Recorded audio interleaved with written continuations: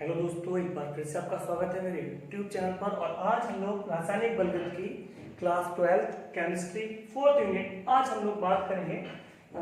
7th day चल रहा है, 7th लेक्चर है। द्वितीय कोटि की अभिक्रिया के लिए वेग या स्थिरांक के व्यंजक की स्थापना डेरिवेशन करने वाले हैं हम लोग। हालांकि अब चलिए शुरू करते हैं। पहले तो बात हो रही द्वितीय कोटि की अभिक्रिया होती क्या है। तो जैसा कि पढ़ रखा है आपने, ऐसी अभिक्रिया जिसका वेग अभिकारकों की सांद्रता की द्वितीय घात पर निर्भर करता है, द्वितीय कोटि की अभिक्रिया कहलाती है। अब मैंने मान लिया ये 2 क्यों लिखा, क्योंकि सेकंड ऑर्डर रिएक्शन है। अब सेकंड ऑर्डर रिएक्शन दो प्रकार की हो सकती है, कैसे कैसे हो सकती है समझ लो। एक तो ये है, एक तो ये रिएक्शन हो रही है, ये हो गया केस फर्स्ट, है ना, कि जो अभिकारक है उसके कितने अणु है, 2 अणु है। अभिकारक के 2 अणुओं पर, अर्थात अभिकारकों की जो सांद्रता की कितनी घात हो जाएगी, 2। अभिकारकों के 2 अणुओं पर अभिक्रिया का वेग निर्भर कर रहा है। ये हो गया द्वितीय कोटि की अभिक्रिया। इसमें एक केस और हो सकता है, ये हो सकता है कि एक अणु अभिकारक ए का हो और दूसरा अणु अभिकारक बी का हो और उत्पाद बन रहा हो। तो ये आप ध्यान दीजिए, ये भी द्वितीय कोटि की है क्योंकि अभिक्रिया का वेग अभिकारकों के 2 अणुओं पर निर्भर करेगा। ये भी द्वितीय कोटि की है क्योंकि अभिक्रिया का वेग अभिकारकों के 2 अणुओं पर निर्भर करेगा। अंतर क्या है, यहाँ पर दोनों अणु एक जैसे हैं, एक ही अभिकारक के हैं, और यहाँ पर 2 अणु अलग अलग अभिकारकों के हैं। तो मैंने डिवाइड कर दिया, इसे केस फर्स्ट बोल रहा हूँ, इसे केस सेकेंड। सबसे पहला डेरिवेशन हम केस फर्स्ट का देख रहे हैं कि इसमें क्या करना है। ठीक है, तो माना कोई द्वितीय, परिभाषा लिख दोगे है ना, ऐसी रासायनिक अभिक्रिया जिसका वेग अभिकारकों की सांद्रता की द्वितीय घात पर निर्भर करता है, वो द्वितीय कोटि की अभिक्रिया कहलाती है। बाकी आप लोग नोट्स में देख लीजिएगा, नोट्स मैंने आपको अवेलेबल कराए हैं। ठीक है, अब यहाँ पर देखें, माना कोई द्वितीय कोटि की अभिक्रिया निम्न प्रकार से हो रही है। क्या रिएक्शन हो रही है कि अभिकारक के 2 अणु हैं और वो काय में कन्वर्ट हो रहे हैं, उत्पाद में। अब देखते हैं प्रारंभ में।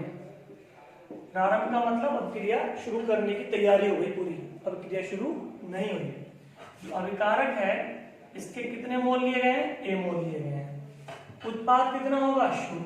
क्यों, जैसा कि आपको पता है भैया कि जब अभिक्रिया होगी तभी तो अभिकारक उत्पाद में बदलेगा। प्रारंभ का मतलब अभिक्रिया शुरू करने की तैयारी पूरी हो चुकी है, अभिक्रिया स्टार्ट नहीं हुई है। अब अभिक्रिया स्टार्ट नहीं हुई है तो उत्पाद की मात्रा 0, अभिकारक कितना हो गया, ए मोल। अब मैं बात करता हूं टी समय बाद। ठीक है, टी समय का मतलब कुछ समय व्यतीत हो चुका है। अब इसकी कुछ मात्रा काय में बदल गई है, उत्पाद में। मान लिया ए मोल था मेरे पास और एक्स खर्च हो गया, एक्स कहां चला गया, उत्पाद में, तो कितना बचा, एक्स। अब मेरे पास कितना बचा, ए माइनस एक्स मोल, और उत्पाद कितना बन गया, एक्स मोल बन गया। अब यहां पर हम बात करते हैं अभिक्रिया के वेग नियम से। ठीक है,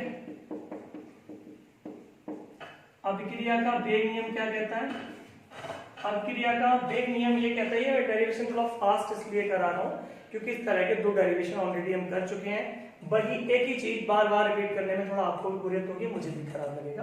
तो इससे पिछले जो 2 वीडियो हैं, लेक्चर 6 और 5, प्लीज उन्हें देख लीजिएगा। ठीक है, नोट्स की मैं बात आपसे पहले कर चुका हूँ कि ये मेरा व्हाट्सएप नंबर है, जिससे नोट्स की आवश्यकता हो, है ना, तो इस पे आप केमिकल काइनेटिक्स नोट्स लिख के मुझे व्हाट्सएप करिएगा, मैं कंप्यूटराइज नोट्स आपको व्हाट्सएप कर दूंगा। ठीक है, और उसमें ये सब चीजें सिस्टमैटिक लिखी हुई आपको मिल जाएंगी।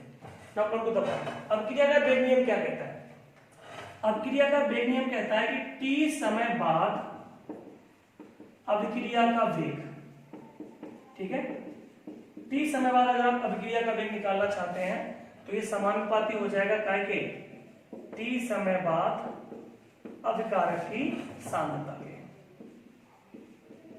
ठीक है, अब जानते हैं टी समय बाद अभिक्रिया का वेग अर्थात क्या होता है, तात्कालिक वेग होता है, जिसे कैसे दिखाया जाता है, dx/dt से दिखाया जाता है। समानुपाती का चिन्ह लगा दिया जाएगा। टी समय बाद अभिकारक, अभिकारक कौन है, ए, सांद्रता का मतलब ये ब्रैकेट क्या बता रही, सांद्रता, अभिकारक की सांद्रता। द्वितीय कोटि की अभिक्रिया है, 2 अणु दिख रहे हैं ना, तो पावर कितनी हो जाएगी, 2। तो टी समय बाद अभिक्रिया का वेग समानुपाती होगा टी समय बाद अभिकारक की सांद्रता के। अगर ये अभिक्रिया 0 कोटि की होती, पावर 0, प्रथम कोटि की होती पावर 1 और द्वितीय कोटि की होती पावर 2 हो जाती है। चलिए मैं यहाँ पे वैल्यू लगाता हूँ dx अपॉन dt, समानुपाती का चिन्ह हटाएंगे, स्थिरांक k आ जाएगा और t समय बाद अभिकारक की सांद्रता कितनी है भाई, a माइनस एक्स की पावर 2 है। ठीक है, अब ये भी सांद्रता, ये सांद्रता वाला फैक्टर है कौन सा, dx, सांद्रता में परिवर्तन है और ये भी सांद्रता है, तो सांद्रता में एक और कर लेता हूँ। ये संख्या गुणा में है, इधर कहाँ जाएगी, बटा में आ जाएगी, और ये बटा में कहाँ चली जाएगी, गुणा में। तो मैंने dx को ऐसे ही छोड़ा, dt को मुझे उधर ले जाऊंगा, a माइनस एक्स को उधर ले आया, तो a माइनस एक्स का स्क्वायर बराबर, अब के पहले से था, dt जो बटे में था कहाँ आ गया, गुणा में आ गया dt। ठीक है, इस तरह से आ जाएगा। अब इसका समाकलन करने पर, मैं इसका समाकलन करूंगा, dx upon a minus x square का जब आप समाकलन करेंगे, मैंने बोल रखा है कि भाई समाकलन मैथमेटिक्स का टॉपिक है, पूरा चैप्टर पढ़ना होता है, यहाँ पर पूरे चैप्टर की आवश्यकता नहीं है कि बेहतर हो एक स्टेप अपना याद कर ले, वही ज्यादा बेहतर है। तो इसका समाकलन जब आप करेंगे तो इसका समाकलन आ जाएगा 1 अपॉन a माइनस एक्स। ठीक है, इसका समाकलन क्या आ गया, 1 अपॉन a माइनस एक्स, इसका समाकलन आ जाएगा बराबर k कांस्टेंट है, k का समाकलन नहीं होगा, dt का समाकलन t हो जाएगा प्लस c क्या है, समाकलन स्थिरांक, समीकरण नंबर 1। ठीक है, तो 1 dx upon a minus x square का समाकलन 1 अपॉन a माइनस एक्स हो गया, k कांस्टेंट का समाकलन नहीं होगा, dt का समाकलन t हो गया प्लस c लगा दिया मैंने, c क्या है, समाकलन स्थिरांक। देखिए चीजें बहुत फास्ट चल रही हैं, कठिन नहीं है, बहुत आसान है, इसलिए तेजी से करा रहा हूँ।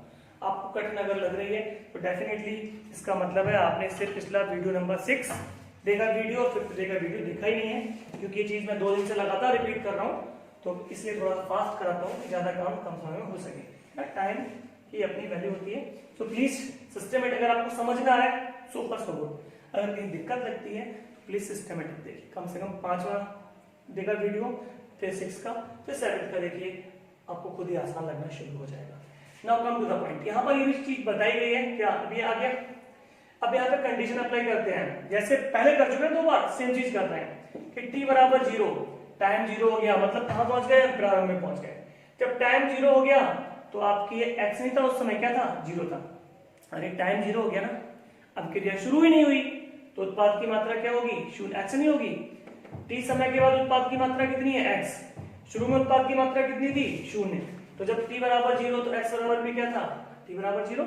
अब क्रिया के स्टार्ट में पहुंच गए, अब क्रिया शुरू नहीं हुई है, x बराबर 0 मतलब उस समय उत्पाद बना ही नहीं था, तो उत्पाद की मात्रा 0 हो गई। ये दोनों वैल्यू इसमें लगा देते हैं, तो यहाँ पर 1 अपॉन a बचेगा, क्योंकि x तो 0 है, बराबर t की वैल्यू 0 लगाओगे, 0 की गुणा इससे होगी, ये पूरा का पूरा 0 हो जाएगा, क्या बचा c, तो आपको c की वैल्यू मिल जाएगी 1 अपॉन a।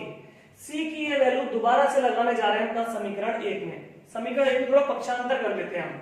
पक्षांतर का मतलब बराबर का चिन्ह नहीं रहेगा, उत्पादों को लिख लेंगे इस साइड, सॉरी राइट हैंड का जो मामला है वो लेफ्ट ले जाएंगे, लेफ्ट का मामला राइट ले जाएंगे। देखिए कैसे, बराबर यही रहेगा, इस चीज को मैं इधर ला रहा हूं, पक्षांतर करने से कोई फर्क नहीं पड़ता, बराबर 1 अपॉन a माइनस एक्स, ऐसे ही लिखा जाएगा। c की वैल्यू ये वाली मैं लगा रहा हूं यहाँ पे, प्लस 1 अपॉन a बराबर 1 अपॉन a माइनस एक्स आ गया। अब ये 1 अपॉन a जो प्लस का इधर जाके माइनस का हो जाएगा, तो क्या आ जाएगा, 1 upon a minus x minus 1 upon a। इसका लासा ले लेंगे, हम एलसीएम ले लेंगे, तो इसका एलसीएम इन दोनों की गुणा होगी, क्या, a minus x into a, इन दोनों की गुणा हो गई। अब इससे भाग करूंगा मैं ऐसे, तो a माइनस एक्स कैंसिल हो जाएगा। ठीक है, एलसीएम आई होप आपको आता होगा, है ना, इन दोनों को गुणा में लिख लिया बटे में। ठीक है, अब इस वाले से भाग करो, तो ये कैंसिल हो गया, क्या बचा, a की गुणा कर दो 1 से, a कम a, माइनस का चिन्ह। अब इससे भाग करो, जब इस वाली संख्या से इसे भाग करोगे तो a कैंसिल हो जाएगा, क्या बचेगा, a माइनस एक्स, तो मैं क्या लिख दूंगा ब्रैकेट में, a माइनस एक्स, और यहाँ चल रहा है kt। अब आप देखिए यहाँ पे क्या करने जा रहे हैं हम लोग, kt ऐसे ही रहेगा, ये ब्रैकेट खोल रहे हैं, a minus a plus x बटा a into a minus x, systematic इसलिए थोड़ा सा मैंने प्लस का a माइनस का ये कैंसिल हो गया, क्या बचा, x अपॉन ये बचा, ये जो t गुणा में था इधर ले गया बटे में चला गया, k बराबर 1 अपॉन t, ऊपर क्या बच रहा है x, और बटा में क्या आ गया a into A minus x.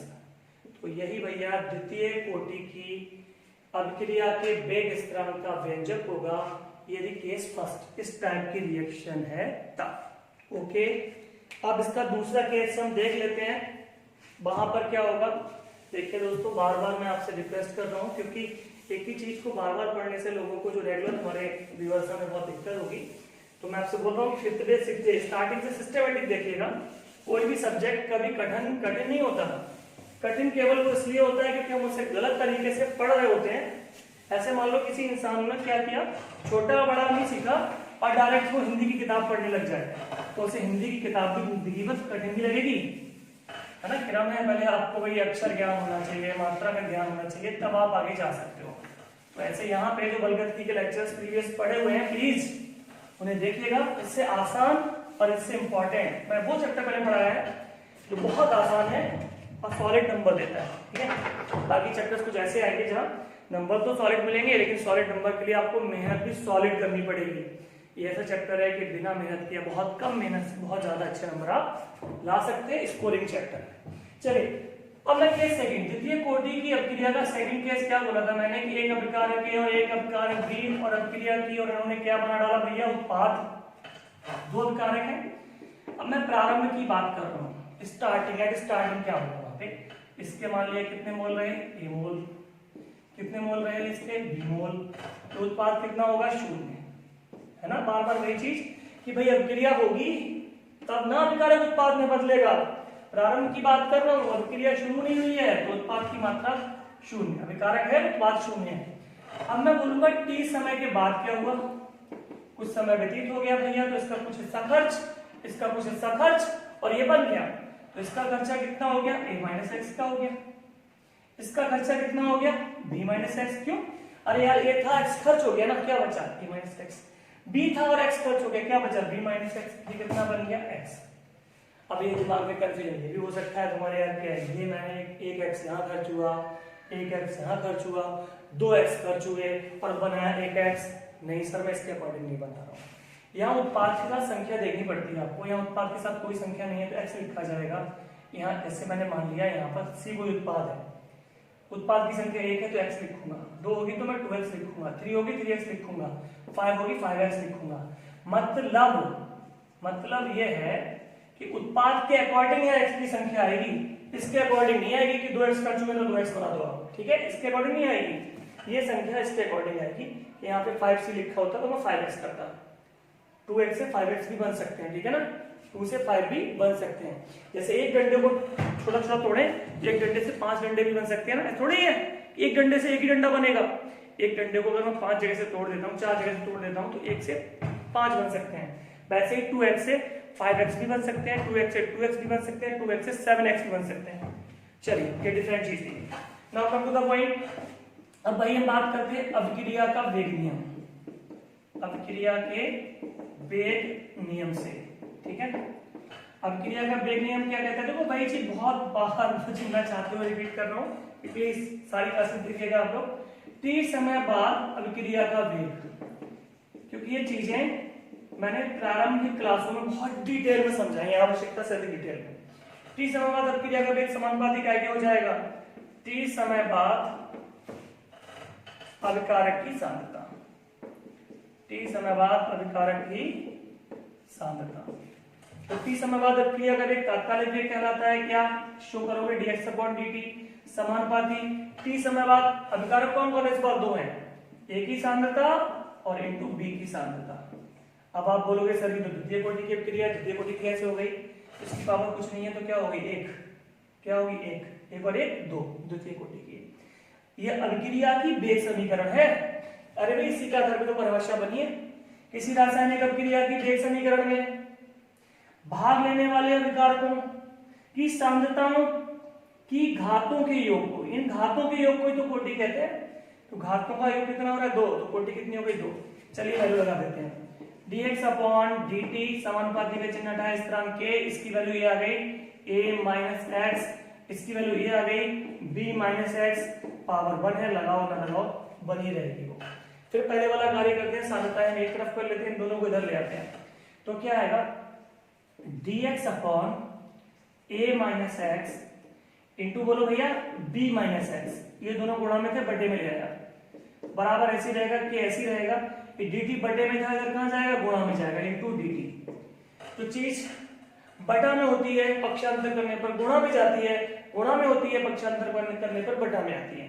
अब उपरोक्त व्यंजक का समाकलन करेंगे आप लोग, समाकलन करके इसे हल करेंगे। तो मैं यहाँ पे पूरा डेरिवेशन नहीं करा रहा हूँ क्योंकि दोस्तों सेकंड ऑर्डर रिएक्शन का इंट्रोडक्शन है सिलेबस में, इस पे आधारित सवाल आज तक बोर्ड परीक्षा में कभी पूछा नहीं गया है, क्योंकि सिलेबस मुझे पूरा कराना था, कोई चीज छोड़ना नहीं चाह रहा था मैं, इसलिए मैंने ये भी करा दिया है। तो आप जितना कर पाओ बेहतर है, बाकी सेकंड ऑर्डर रिएक्शन के लिए बहुत ज्यादा टेंशन लेने की आपको जरूरत नहीं है। तो इसे समाकलन करके आप जब हल करेंगे तो क्या आएगा, k बराबर 1/t, है ना, k बराबर 1/t आ जाएगा इंटू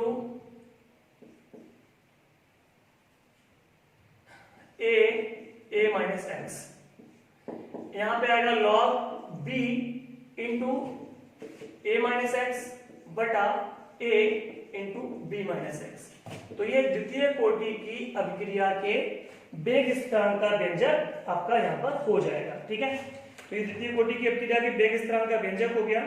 अब इसके बाद जो आपको पढ़नी है चीज, वो क्या पढ़नी है भाई, द्वितीय कोटि की अभिक्रिया के वेग स्थिरांक के लक्षण पढ़ने हैं हम लोग को। तो लक्षण की ओर हम लोग प्रस्थान करेंगे कि लक्षण हम कैसे पता करेंगे। ठीक है,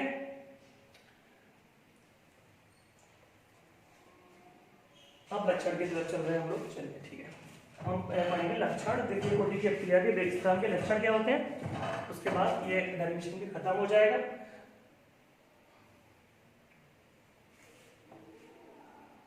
भैया सॉरी, ये ए यहाँ पर नहीं आएगा, ठीक है, यहाँ पे केवल टी आएगा। हल करके डायरेक्ट आप याद कर लीजिएगा, मैंने बोला डेरिवेशन नहीं करना आपको, डायरेक्ट आप फार्मूला लर्न कर लीजिए, करना चाहते हैं तो। It is not must, examination में, यूपी बोर्ड एग्जामिनेशन में आज तक नहीं पूछा गया कभी भी, ना, तो आप इसे याद कर लीजिएगा केवल, k बराबर 1/t a minus x log b a minus x b into a b minus. ठीक है, अब हम बात करते हैं लक्षण की। लक्षण क्या क्या होते हैं कि भाई लक्षण का मतलब द्वितीय कोटि की अभिक्रिया के कुछ विशेष गुण ऐसे होते हैं कि जिन गुणों को देखकर ही हम दावे के साथ कह सकते हैं कि अभिक्रिया द्वितीय कोटि की है या नहीं। ठीक है, देखो पिछले लेक्चर में कमेंट में एक स्टूडेंट हैं, उन्होंने पूछा था भाई, विकास ही हैं, तो मैं उनको एक बात बता दूं, यहाँ पे मैंने समाकलन के दौरान ln लिखा था। ln को ln बराबर ही होता है क्या है, 2.303 log के बराबर होता है। ठीक है, ये मैथमेटिकल टर्म है, तो आपको ये लर्न नहीं करना पड़ेगा। अब यहाँ पर हम बात कर रहे हैं, ये हमने कर लिया। अब यहाँ पर देखिए इस तरह से कर लिया मैंने, अब मैं लक्षण बता रहा हूँ कौन से वो गुण हैं जिनके आधार पर हम दावा कर सकते हैं कि अभिक्रिया द्वितीय कोटि की है। तो सबसे पहला जो गुण आता है वो आता है वेग स्थिरांक की इकाई। भैया शून्य कोटि की अभिक्रिया होगी तो वेग स्थिरांक की इकाई अलग होगी, प्रथम कोटि के लिए वेग स्थिरांक की इकाई अलग होगी, द्वितीय कोटि के लिए वेग स्थिरांक की इकाई अलग होगी। अब वेग स्थिरांक की इकाई देखकर ही हम दावे के साथ कह सकते हैं कि अभिक्रिया कौन सी कोटि की है। चलिए आगे ट्राई करते हैं। तो अभी हमने एक व्यंजक निकाला था, k बराबर 1/t into x upon a into a minus x, ये निकाला कुछ देर पहले की बात है। ये द्वितीय कोटि की अभिक्रिया के वेग स्थिरांक का व्यंजक था। अब मुझे इसकी क्या निकालनी, इकाई निकालनी है। कैसे निकालेंगे इकाई, x, x का मतलब इसकी इकाई हो गई मोल प्रति लीटर। t समय, समय की इकाई क्या हो गई, सेकंड।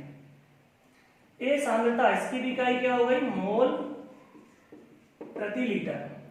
a माइनस एक्स, ये भी सांद्रता है, इसकी भी इकाई क्या होगी, मोल प्रति लीटर। तो भैया 1 मोल पर लीटर से मोल पर लीटर कट गया।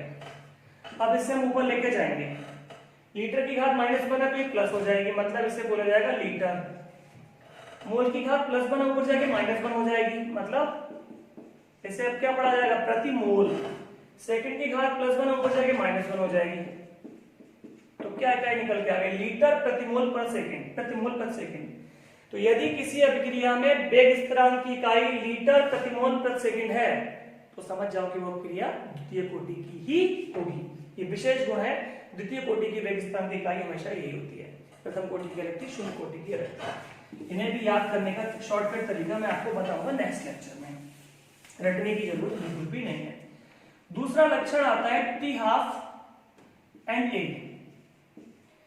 किसी अभिक्रिया का अर्धायुकाल टी हाफ और आरंभिक सांद्रता ए। तो किसी अभिक्रिया के अर्धायुकाल टी हाफ और प्रारंभिक सांद्रता ए में एक विशेष संबंध होता है। ये संबंध भी विशिष्ट होता है, शून्य कोटि की अभिक्रिया के लिए अलग तरह का होगा, प्रथम कोटि के लिए अलग तरह का होगा, द्वितीय कोटि के लिए अलग तरह का होगा। आइए संबंध विचार करते हैं। संबंध क्या कहता है? अभी अभी हमने व्यंजक लिखा था k बराबर 1/t इंटू एक्स अपॉन ए इंटू ए माइनस एक्स, ये लिखे हुए थे। अब मुझे क्या करना है, टाइम कितना कर देना है, टी हाफ। टी हाफ वह समय होता है जितने समय में अभिक्रिया आधी कंप्लीट हो जाती है। अब यार अभिक्रिया अगर मैं स्टार्टिंग वाली रिएक्शन लिख देता हूँ, वहां थोड़ा आसान है। ऐसे तो लिखे हुए थे केस फर्स्ट जब था, बात एक ही है, लेकिन हाँ समझना आसान है। ऐसे लिखे हुए थे, ठीक है। क्या बना रहे थे, बात बना रहे थे। मैं बोल रहा था कि प्रारंभ में हमने क्या लिया है, प्रारंभ में ए मोल लिए थे इसके। ये कितना था, शून्य, बना ही नहीं था। अब अगर टी हाफ समय मतलब आधा समय व्यतीत हो गया, अब आधा समय अगर व्यतीत हो गया तो इसका आधा हिस्सा कहां बदल जाएगा, उत्पाद में। तो जो ए है वो ए नहीं रहेगा, ए बटा ए माइनस ए बटा 2। आधा समय व्यतीत हो गया ना, तो इसका आधा हिस्सा खर्च हो गया और आधा हिस्सा कहां बदल गया, उत्पाद में। तो जो x है, x क्या होती है, विघटित मात्रा, मतलब ये वाली, क्या बनी हुई मात्रा ये वाली, ये तो x है, ये x दिख रहा है आपको फॉर्मूले में। x क्या है, अभिकारक की विघटित मात्रा या उत्पाद की बनी हुई मात्रा। तो जब t की वैल्यू क्या हो जाएगी, t हाफ हो जाएगी, तो x की वैल्यू a/2 हो जाएगी, ठीक है। अब इन दोनों वैल्यूज को हम कहां लगा देते हैं, इस वाले व्यंजक में लगा देते हैं। इस व्यंजक में लगाने पर क्या मिलेगा, देखिए कि ऐसे ही रहने वाला है, 1/t की जगह आ जाएगा क्या, t हाफ आ जाएगा इंटू एक्स, ऐसी x की जगह पे a/2 आएगा भैया, ठीक है। बटा में a ऐसे ही रहेगा, a ऐसे ही रहेगा, यहाँ पे a/2 आएगा, ऊपर a/2 रहेगा, a ऐसे ही रहेगा, a में से a/2 जाएगा तो ये भी a/2 आ जाएगा, a/2 कैंसिल हो गया। ये a यहाँ बटा में है, पक्षांतर करने पर ऊपर पहुंच जाएगा गुणा में, तो a इधर आ जाएगा, ठीक है। a आप में इधर आ गया और k जो यहाँ गुणा में था बटा में आ जाएगा, इस तरह आ जाएगा। अब मुझे रिलेशन टी हाफ में कैसे मतलब नहीं, मुझे कैसे मतलब है, ए से और टी हाफ से। ए आ रहा है अंश में और टी हाफ कहां आ रहा है, हर में आ रहा है। इसका मतलब ये एक दूसरे के समानुपाती नहीं है, व्युत्क्रमानुपाती है। व्युत्क्रमानुपाती का मतलब अभिकारक की सांद्रता जितनी ज्यादा होगी अर्धायुकाल उतना कम होगा, अभिकारक की सांद्रता जितनी कम होगी अर्धायुकाल उतना ज्यादा होगा। तो यदि अभिकारक की प्रारंभिक सांद्रता अभिक्रिया के अर्धायुकाल के व्युत्क्रमानुपाती होती है तो आप समझ जाइए कि वो अभिक्रिया द्वितीय कोटि की है। तो ये विशेष लक्षण थे। आज थोड़ा मैंने फास्ट पढ़ाया क्योंकि द्वितीय कोटि की अभिक्रिया पे बहुत ज्यादा प्रश्न नहीं बनते हैं। दूसरा रीजन ये इसलिए भी फास्ट पढ़ाया क्योंकि जो डेरिवेशन है इस पे बेस्ड 2 डेरिवेशन पिछले 2 क्लासेस में हम यही बात लगातार कर रहे हैं, आपको बोरियत ना हो, कम समय में ज्यादा काम हो सके। तो आज के लिए बस प्लीज आपसे बार बार एक ही रिक्वेस्ट है कि पिछले क्लासेस को अगर समझ में नहीं आया आपको तो पिछले क्लासेस को डे 5 और डे 6 की क्लासेस को जरूर देखिएगा। और अगर आपको नोट्स की आवश्यकता हो, आपको जरूरत लगती है, आप नोट्स बनाना चाहते हैं तो मेरे से बोलिएगा, कंप्यूटराइज्ड नोट्स मैं आपको व्हाट्सएप कर दूंगा, you can ask at this number.